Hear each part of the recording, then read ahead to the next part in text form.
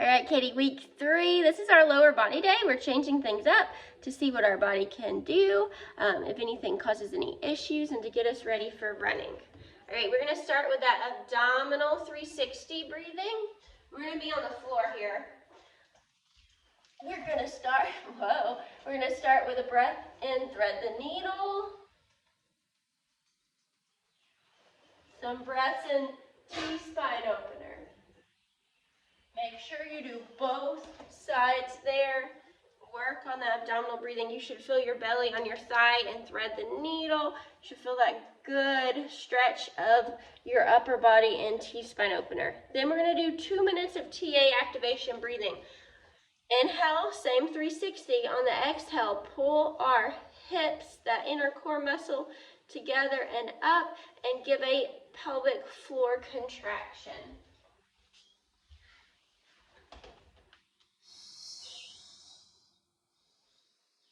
Release on the way down as we expand. Do not hold that contraction.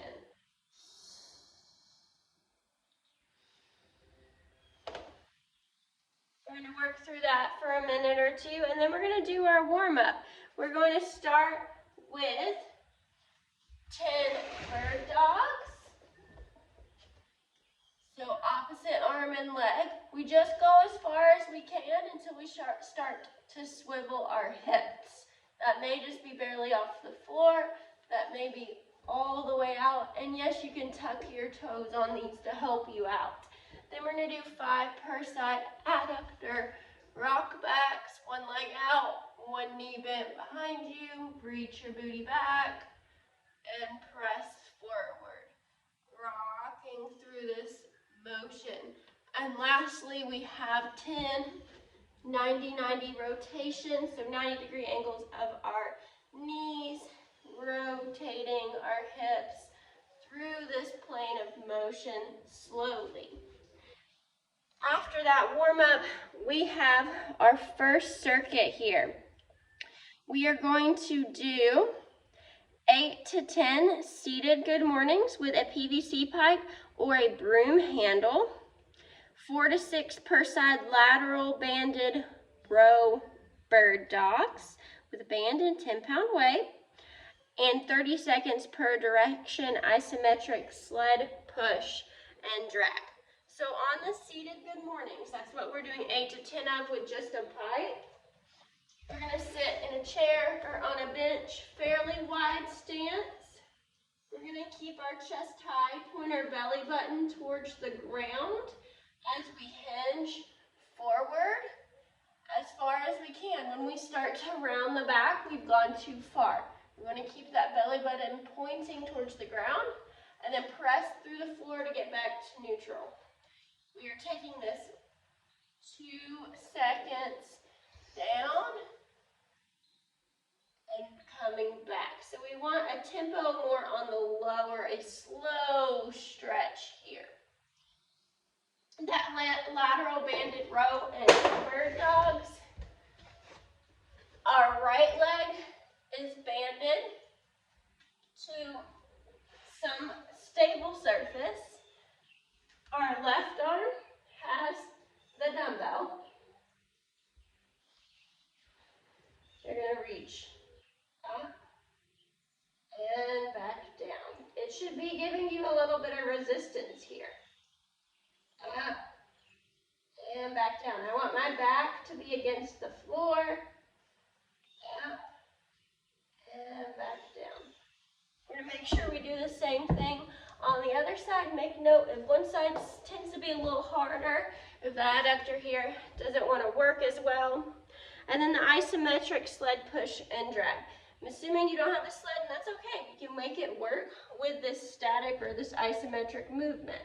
So we're pushing through the wall here and then pushing our feet into the ground, just pretending like we were moving this wall. If we wanted this wall to move, it would.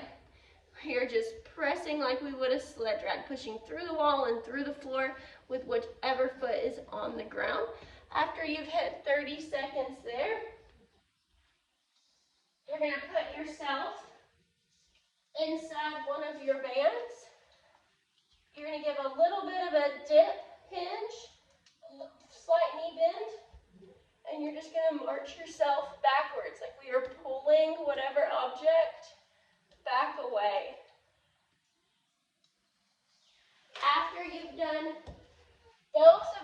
movements, you'll go back to the beginning of your circuit and work through it one more time.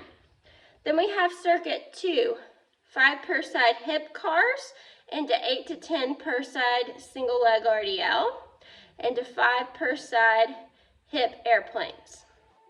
With the hip cars, we're not going to use any weight. We're going to hold on to a stabilizing surface. We're going to drive our knee up, out as far as it will go without moving your pelvis, back, and down. We're just rotating our hip within our hip socket. We're going to do the same thing on our other side. After you've done both sides, the single leg RDL, you can have no weight or you can have some 10-pound weights. With the single leg RDL, we have a couple options. We can do it true, single leg, slow lower, pressing through. If we don't have that balance yet, we can put a foot against a wall, or we can stagger or kickstand a foot. Any option works for me. Just let me know which one works best for you, and we'll continue on through the circuit next week with the same positioning.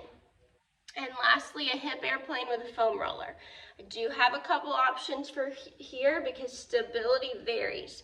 We are wanting to stabilize our hip joint within its socket with a hip airplane. We can use a foam roller. Drive this knee into the foam roller. Hinge. Open your pelvis until your pelvis is stacked over this hip joint. And then return. So hinge, open the pelvis, and return. If that stabilizes, if your stabilizers are not kicking in there, and it is just too much wiggliness, it's not going to be effective. And we're going to instead do flying monkeys. Whoops. Catch your stability with your breathing. And then open up, there we go. Less to stabilize here as we work through a flying monkey. And lastly, we have our accessory work. We're just going to do 3 per side of a shin box. Slow to a hip flexor stretch. Sit in this stretch for a little bit. So on the other side, what that looks like, we are rotating, extending, lunging, and stretching into that lunge. And that gives you your 1 rep. We're going to do 3 of those per side. Have fun. Ask me any questions.